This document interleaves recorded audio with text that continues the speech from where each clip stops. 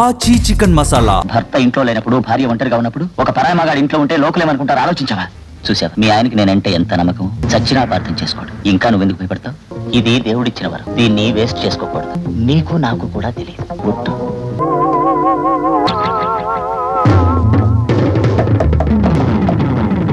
ఒంటరిగా ఉండలేనండి, భయం వేస్తుంది. నేను వస్తాను. వద్దు, నేను వచ్చేస్తాగా. ప్లీజ్, నేను వస్తానండి. చూడు నా మాట. రాము, హాయ్ గిరి. ఏమిట్రా, ఏ అవుతారేమిటి? ఎందుకు అడుగుతావురా? పార్టీకని బయలుదేరానా అంతే. దారిలో అప్పులు వాళ్ళు తగులుకున్నారు. నేరుగా ఇక్కడికి వచ్చేసాను. అర్జెంటుగా 2000 రూపాయలు కావాలేవరా ప్లీజ్. ఏమిట్రా, దేనికైనా వేళపాలం ఉండాలి. పొద్దున్న ఏం చేస్తున్నావు? ఒరే, పొద్దుందని అవసరం రాదురా. అవసరం ఉన్నప్పుడు పొద్దే పోనక్కర్లేదురా. చూడు, నేను అర్జెంటుగా పని మీద ఊరికెళ్తున్నాను. ఇంట్లో విషయాలని రాణిగారే చూస్తున్నారు. ఆవిడిస్తే తీసుకో. సరే చూడు పాప, పోనీ ఇచ్చేస్తాడులే. కాకా పట్రా ఫూల్. బాయ్. ఒరే, ఓ హెల్ప్ చేసి పెట్టు. ఏంట్రా? పాప ఒంటరిగా ఉంటుంది, భయపడుతుంది. 2 రోజులు ఇంట్లో పడుకోరా. భర్త ఇంట్లో లేనప్పుడు, భార్య ఒంటరిగా ఉన్నప్పుడు, ఒక పరాయి మగాడు ఇంట్లో ఉంటే లోకలేమనుకుంటారు ఆలోచించావా? ఒరే ఫూల్, స్నేహితుణ్ణి, భార్యని అంత నీచంగా అంచనా వేసినంత మూర్ఖుణ్ణి అనుకున్నావా? నేను నమ్మిన దానికోసం లోకుల్నే కాదు, దేవుణ్ణైనా ఎదురిస్తా. Mind it. సారీరా. It's all right. నువ్వు ఉంటున్నావు. బాయ్.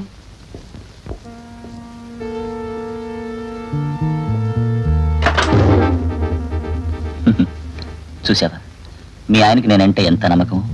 చచ్చినా అపార్థం చేసుకోడు. ఇంకా నువ్వెందుకు భయపడతావు? ఏ యముడు గుర్తుకొస్తున్నాడా? ఇది దేవుడిచ్చిన వరం. దీన్ని వేస్ట్ చేసుకోకూడదు. పోనీ ఎవరికైనా చెప్పేస్తాననుకుంటున్నావా? చిచి చిచి, నీకు నాకు కూడా తెలియదు. గుర్తు. నిజంగా.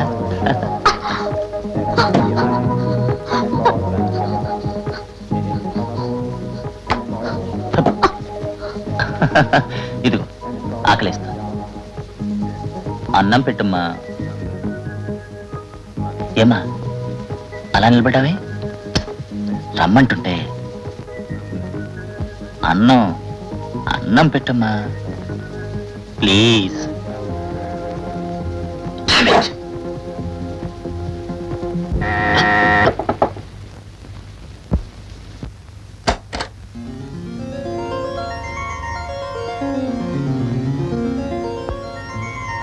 ఏమిటో అలా నిలబడిపోయావు? ఏమీ లేదే. ఇదేనా రావడం? అవునోయ్. అరే రే, ఏడుస్తున్నాడేమిటి? బాబు ఏంటన్నా, నీ పేరేంటి? సుదర్శనాచార్యులు. చాలా బాగుంది. ఇదిగో ఈ పేపర్ చదువు. చూడమ్మ చూడు, ఈ బొమ్మ చూడు. చదవరా చదవరా చదవరా నాయన ఆచార్యులు, చదవరా. అబ్బబ్బబ్బబ్బబ్బా, నా ప్రాణం తీయకరా. చదవరా. ఆ దేవుడే పంపించినట్టు వచ్చావే. దేవుడు పంపించలేడమ్మా, ఆయన ఊరు వెళ్తానంటే తగుదనమ్మా, నేను బయలుదేరాను. ఇదిగో దీన్ని తీసుకొని ఎరా. ఈ ఊరు వచ్చావా? హోటల్స్ లో రూమ్లు ఎక్కడా దొరకలేదోయ్. ఈలోగా నువ్వు గుర్తొచ్చి ఆయన రూమ్ వెతకమని పంపించి నిన్ను చూడడానికని ఇక్కడికి వచ్చానోయ్. అరగంటలో అశోక హోటల్కి రమ్మన్నారు. 10 నిమిషాలు అయ్యేపోయింది. ఎరా, నా దగ్గరికి వెళ్దావా? వెళ్దాంలే. పడుకో. అప్పుడే వెళ్ళిపోతున్నావా? ఈ ఒక్కరోజైనా ఉండవు? అమ్మో, ఆయన కంగారు పడతారే. అసలు అడ్రస్ కూడా ఇవ్వలేదు. అరగంటలో అశోక హోటల్కి వచ్చేస్తానని చెప్పాను. పడుకోమ్మ పడుకో. నేను వచ్చి మీ ఆయనతో చెప్తాను లేవే. మన సారా భోంచేసి చాలా రోజులైంది. అదేంటి? మన ఇద్దరం కలిసి భోంచేసి చాలా రోజులవుతుంది. కలిసి భోంచేద్దాం, కాదనకు ప్లీజ్. రా. సర్లే పద. అవును, నీ ఎక్స్ కనపడరే? ఊరెళ్ళారు. ఊరంటే గుర్తుకొచ్చింది. మా ఆయన రేపు క్యాంప్కి వెళ్తున్నారు. గది తీసుకొని సామాన్ సర్దుకోవాలి, ఆయనకి సామాన్ సర్దాలి. అందులో ఏ పక్కన లేకపోతే మా ఎక్స్ కాస్త నిద్ర పట్టదే. నేను వెళ్తానే. ఏవే, ఈ రాత్రికి నా దగ్గరే పడుకోవు. ఆయనకి నేను వచ్చేస్తానని చెప్పానే. నేను వచ్చి మీ ఆయనకు క్షమాపణలు చెప్పుకుంటానే. అమ్మో, ఆయనకు అసలే కోపం ఎక్కువ. ఈసారి వచ్చినప్పుడు 10 రోజులు ఉంటాను. ఈ రోజు ఇంకా రేపటికి మిగులుతుందన్న నమ్మకం నాలో ఎప్పుడో పోయింది. నా మాట కాదనకే. ఏమిటి? ఏమైంది చెప్పవే? ఏమైంది? ఏడోకే ఊరుకో ఊరుకోమని చెప్పాను కదా. నేను ఇక్కడ పడుకోవాలి అంతే కదా. సర్లే నేను పడుకుంటానులే. ఊరుకోమన్నానా? జో అచ్యుతానంద జో జో ముకుంద. పడుకోమ్మా పడుకో. మర్చిపోయాను, కొంచెం నీళ్లు తీసుకొచ్చి పెట్టవే. రాత్రి కాడ దాహమిస్తుంది. నువ్వు రావే. నేనా? చూడు జుట్టు పట్టుకు ఎలా పడుకున్నాడు. లేస్తే కయ్యమంటాడు. నువ్వు వెళ్ళి తెచ్చి పెట్టవే. సరే నేనే తెస్తాలే. ఎలా పడుకున్నాడు చూడు.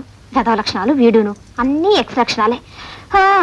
పీత కష్టాలు పీతవి.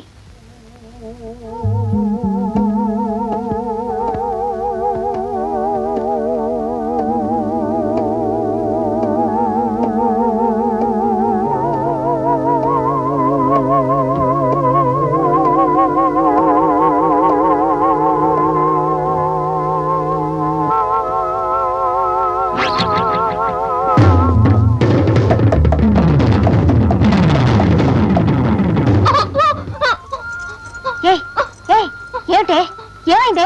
ఎందుకు ఏడుస్తున్నావు? ఎందుకు అలా పరిగెత్తుకొచ్చావు? ఏ గాలి పడుతుందా? ఏం పర్లేదు, పడుకో. దేవి స్తోత్రం చేసుకొని పడుకో. ఏం భయం ఉండదు, నేనున్నానుగా. పడుకోమ్మా పడుకో. ఇంకీ నరకాన్ని భరించలేను. 10 మందిలో పడే కన్నా గుండె నిబ్బరం చేసుకుని మా అన్నయ్య వాళ్లకు చెబితే, బ్రదర్ సీరియస్, స్టార్ట్ ఇమీడియట్లీ. అన్నయ్య ఎలా ఉందన్నయ్య? నువ్వు రావడం నాకు చాలా సంతోషంగా ఉందమ్మా. కానీ నాకేదో అయిపోయిందని ఇలా రావడం దేనికమ్మా? ఎందుకు ఇచ్చారే దానికి టెలిగ్రామ్? మీరు మాట్లాడకండి. ఇలా చంపుతున్నారు నన్ను. ఊరుకో అన్నయ్య. పాప, నువ్వు కూడా ఇలా అయిపోతే ఈ గుండెపోటే కాదమ్మా. గుండెపోటు వచ్చి ఆ గుండెపోటు నా గుండెని తాకినా నాకే గుండెపోటు రాదమ్మా. ఎందుకో తెలుసా? నా ప్రాణం నా దగ్గరుంటేగా. నా ప్రాణం నా తల్లి ప్రాణంలో ఎప్పుడూ కలిసిపోయి. నువ్వు చల్లగా ఉంటే నాకే బాధ రాదమ్మా. నీకు కాస్త కష్టం వస్తే నేను చచ్చిపోవటానికి గుండెపోటే రానక్కర్లేదమ్మా. నా కష్టాన్ని వాళ్లకు చెప్పి నా వాళ్ళని చంపుకోవటం కన్నా నాతోటి అది చచ్చిపోవాలి. చచ్చైనా గెలుస్తాను, కానీ ఓడిపోయి మాత్రం చావను. అమ్మా పాప, నాకు ప్రమాణం చేస్తావా అమ్మా? ఏంటిదినా? నీ మీద నమ్మకం లేక కాదమ్మా నిన్ను ప్రమాణం చేయమన్నది. ఏదో నా తాపత్రయం నాది.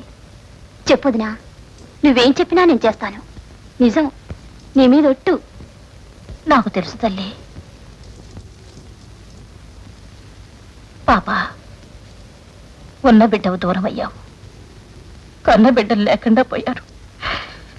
ఈ ఆలోచనలతోటి మీ అన్నయ్య గుండెపోటు వచ్చిందమ్మా. ఆయన్ని మనం దక్కించుకోవాలంటే నువ్వు నాకు మాట ఇవ్వాలి. చెప్పొదినా. నీకు పుట్టబోయే మొదటి బిడ్డను మాకు దత్తతిస్తావా అమ్మా?